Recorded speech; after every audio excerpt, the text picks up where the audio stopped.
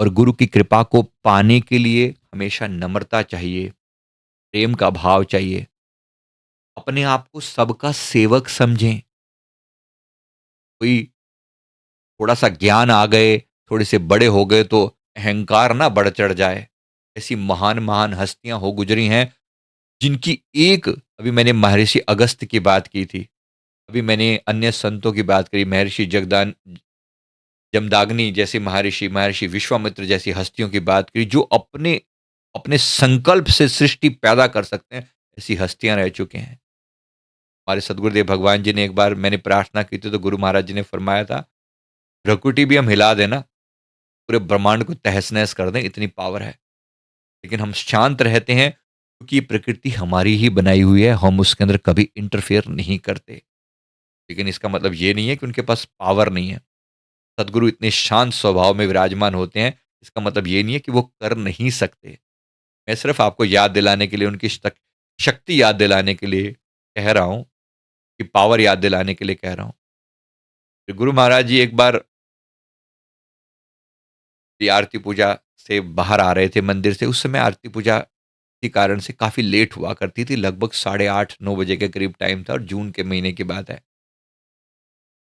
तो यानी कि साढ़े 8 बजे तक सूरज बिल्कुल एकदम तेज चमक रहा होता है। गुरु महाराज जी ये आरती से बाहर आए और दृष्टि डाली, ऐसे ही नज़र ऊपर पड़ी तो सूरज चमक रहा है, इतनी तेज, साढ़े 8 बजे ठीक-ठाक धूप हो जाती है जून जून के महीने में। गुरु महाराज जी सूरज को देखकर कहते हैं कि आज एक ही छोटा-सा एक ही बल्ब जलाया हुआ है, बाकी लाइटें नहीं जलाई। ये बल्ब दिखाई दे रहा है, इतना विराट जलता हुआ सूरज उनके सामने एक बल्ब जैसा लग रहा है, क्योंकि उनकी खुद की आभा इतनी प्रबल है। कोटि सूर्य समाये हैं सदगुरु के इस दिव्य स्वरूप के अंदर। गुरु महाराज जी ने फरमाया था, उनका एक रोम का एक अंश मात्र जो है ना, एक अंश, उसके अंदर करोड़ों-करोड़ सूर्य समाये हैं। इतना विराट प्रकाश है। गुरु महाराज जी ने ये फरमाया था कि अगर हम अपने परम देदीप्यमान रूप में आ जाएँ, प्रकट हो जाएँ, संसार हमारे प्रकाश को झेल नहीं पाएगा। इसलिए हम अपनी पूरी पावर का 0.1%, 0.2% लेकर इस धरती पर आते हैं। इतनी अपार शक्ति है। एक नज़र मात्र करें तो सारे ब्रह्मांड का कल्याण कर दें। क्यों नहीं करते? अगर ऐसा है तो फिर क्यों नहीं करते? करते हैं हमें लर्निंग देने के लिए। हमारी ब्लॉकेज फिर कौन दूर करेगा? मूर्खताएँ हम करें, कर्म हम उल्टे-सीधे करें। सदगुरु सब कुछ आके ठीक कर देंगे तो तुम लर्निंग कहाँ से लोगे? तुम वही गलतियाँ बार-बार करोगे। इसलिए मेरे सदगुरु चमत्कारों में विश्वास नहीं रखते। कोई भी उल्टे-सीधे चमत्कार दिखाकर अगर मैं लोगों को अट्रैक्ट कर लूँगा, कल को जैसे ही चमत्कार समाप्त होंगे, लोग भाग खड़े होंगे। ऐसा नहीं। इसलिए गुरु महाराज जी का पूरा भरोसा है, इस आत्मा को जागृत करो, इस आत्मा को जागृत करो, जगाओ, इसके अंदर अवेकनिंग पैदा करो। उसी के लिए इतने प्रयास किए जा रहे हैं। समझ लेना अच्छे से और गुरु कृपा को पाने का प्रयास करना।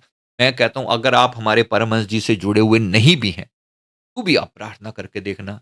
इतनी कह देना कि मेरे परमहंस जी, दृष्टि कोई भी प्रॉब्लम आ जाए, सहायता माँगना उनसे, प्रभु कृपा दृष्टि करो, मेरी ये समस्या का समाधान प्राप्त हो। मैं गारंटी देता हूँ गुरु महाराज कुछ ना कुछ तो अवश्य करेंगे। क्या करेंगे, कैसे करेंगे वो उनका काम है। गुरु के चरणों में की हुई कोई भी प्रार्थना भी व्यर्थ नहीं जाती। मेरे सदगुरु की अपार दया है। गुरु चरणों में की हुई प्रार्थना कभी व्यर्थ नहीं जाती और मैंने कहा कि केवल सदगुरु नहीं, समस्त गुरु तत्व एक्टिव है। समस्त गुरु तत्व एक्टिव है।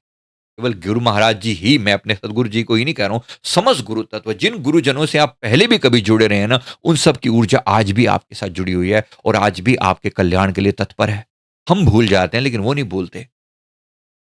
भगवान बुद्ध जब अंतिम समय में इस धरती से जब उनके जाने का समय हुआ, भौतिक शरीर जो है वो लेटे हुए थे, आनंद ने प्रार्थना करी, "भंते, आप कहाँ जाएँगे? आप इस देह से निकल कर कहाँ जाएँगे?" मैंने कहा, "कहीं नहीं जाऊँगा, मैं तो यहीं रहूँगा। जो जहाँ बुलाएँगे, मैं तो कण-कण में व्याप्त हो जाऊँगा। देह अभी तक ये देह की लिमिटेशन है क्योंकि तुम ही दिखाई पड़ रही है ऐसी। अभी थोड़ी देर में ये देह अलग होगी, तो मैं अपने विराट रूप में आ जाऊँगा। मेरा शरीर, मेरा रूप इतना सा नहीं जितना आपको दिख रहा है, मेरा रूप तो अनंत विराट है।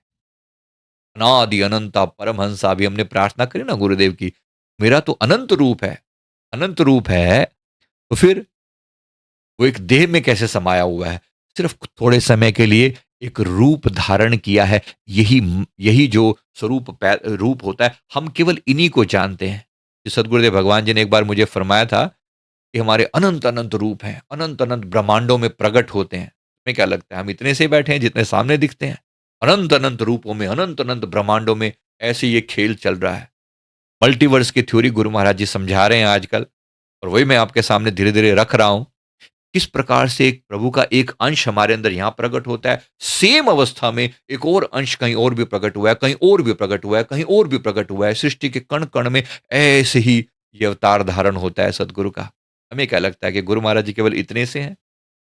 आदि अनंता परमहंसा। इसीलिए तो उनकी महिमा में जब मैं कह रहा हूँ, सद्गुरु कौन हस्ती हैं? वो हस्ती हैं जिनके लिए हम जो ॐ नमो ये जी जिनके लिए मैं परमहंस प्रार्थना कर रहा हूँ वो आदि अनादि मायातीता पूर्ण ब्रह्मानंदा शाश्वता जग तारणहारा परमहंसा। आदि अनादि, आदि मतलब जब सृष्टि शुरू हुई थी तब, अनादि जब सृष्टि कुछ भी नहीं बना था तब भी, शुरू होने के बाद भी, अनादि जब कुछ भी नहीं था तब भी, माया से पार हैं वो। हम सब माया में फंसे हुए जीव कैसे समझ पाएं सदगुरु की कृपा को? हमें कहाँ पल्ले पड़ेगी गुरु का लेवल क्या है?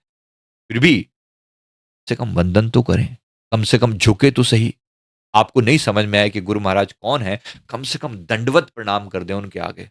तो झुक जाते हैं, हमारे सद्गुरु ने हमें झुकने की परंपरा सिखाई है, दंडवत करना सिखाया है। मिट जाओ उनके चरण में, डंडे की तरह मतलब मिट जाओ, मर चुका हूँ मैं।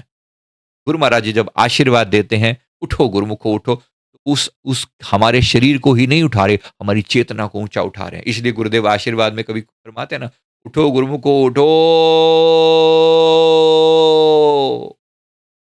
इतना जोर, इतनी ताकत के द्वारा उठाते हैं। ज़रा समझ लेना, इस हस्ती के मालिक हैं, इनके बारे में बात हो रही है, वो परमहंस हैं, परमहंस हैं। फिर गुरु महाराज जी ने एक बार फरमाया था, मेरे हमारे संतों ने अपनी ये आँखों देखी लीला वर्णन की थी, कहीं पर कोई भूकंप आने वाला था। भूदेवी स्वयं सद्गुरुदेव भगवान जी के सामने प्रकट हुई थी, भूदेवी स्वयं। उन्होंने देखा है कि एक विराट रूप में सद्गुरुदेव भगवान जी अपने रूम में विराजमान हैं। भूदेवी स्वस्थ माँ पृथ्वी जो है, हाथ जोड़कर प्रभु के चरणों में प्रार्थना कर रही हैं कि प्रभु इस प्रकार से एक भूकंप आना है, इस प्रकार से एक भूकंप आना है, आपकी आज्ञा चाहिए। आपको लगता है सद्गुरु ऐसी चीज़ों के लिए कि मदर अर्थ भी, क्योंकि वो हमारे कर्मों में लिखा हुआ है, हमने हरकतें ऐसी करी हैं। परमात्मा सब कुछ रोक करने में समर्थ हैं, लेकिन उसके बावजूद भी काल की सृष्टि में वो इंटरफेयर नहीं करते क्योंकि हम सबके कर्म इन्वॉल्व होते हैं। सबने जो उल्टे-सीधे कर्म हुए हैं, तो गुरु महाराज जी ने फरमाया, हमारे रहते हुए नहीं, हमारे रहते हुए नहीं, जब तक हम यहाँ पर हैं तब तक नहीं। के बाद जब तक हमें हमारी अपनी एक पावर है, हमारी अपनी एक सत्ता है, अपनी एक ताकत है, का दर्जा कितना ऊँचा होता है। अनंत-अनंत ब्रह्मांडों में मेरे एक बार गुरु महाराज जी ने एक स्वरूप दिखाया था, जहाँ पर उन्होंने दिखाया कि मतलब मुझे यात्रा करवा रहे थे अंदर की, नरक दिखाने के लिए। मैंने प्रार्थना करी कि प्रभु सच में स्वर्ग नरक होते हैं क्योंकि आप में से किसी ने बोला था। गुरुदेव के चरणों में जब ये विनती करी कि स्वर्ग नरक होते हैं, तो गुरु महाराज ने फरमाया चलो तुझे दिखाता हूँ। मतलब तुझे दिखाते हैं, केवल बताते नहीं है कि हाँ हैं कि नहीं है। गुरु महाराज जी दिखाने के लिए लेकर गए थे सूक्ष्म लोकों में। तो वहाँ जो नरकों के जो जो वहाँ के जो दुःख, वहाँ के जो दर्द वहाँ के दिखाए सद्गुरुदेव भगवान जी ने, वो अपने आप में इतने मतलब इतना, और वहाँ मैंने देखा कि यमराज जो है ना स्वयं ये भगवान जी के आगे नतमस्तक होकर, संतों का दर्जा इतना ऊँचा होता है, लेवल तक हाथ जोड़कर खड़े। क्या आज्ञा है, क्या आज्ञा है। जी, युग-युग इसी प्रकार ये लीला रचती रहती है। जिन राम कृष्ण ते को बड़ा तिन्हु तो गुरु कीन, तीन लोक के वेधनी, गुरु आगे आधीन। गुरु की कृपा क्या चीज़ होती है, पाने का प्रयास करना, चूक मत जाना। धन्यवाद दें कि हम उनके चरणों से जुड़े हैं, उनकी भक्ति पाने का प्रयास कर रहे हैं।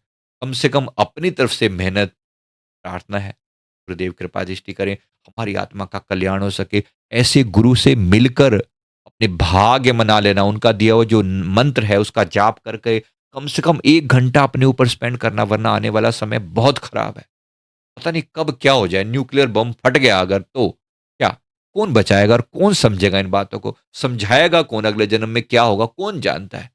अभी तो सब प्यार से समझाया जा रहा है। तभी अपने ऊपर टाइम स्पेंड करें, कम से कम 1 घंटा मेडिटेशन करके अपने आप को जगाने का खूब प्रयास करें। ये काउंट होगा, यही काउंट होगा। और चलते-फिरते, उठते-बैठते, खाते-पीते जब-जब हो सके स्मरण करें। लेटे-बैठे चालते, खान-पान व्यवहार, जहाँ-तहाँ सुमिरन करे सहजो हिये निहार। माँ का कल्याण हो जाए।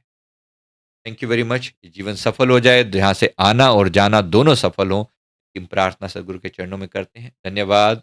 बहुत-बहुत शुक्रिया, बहुत-बहुत शुक्रिया। धन्यवाद।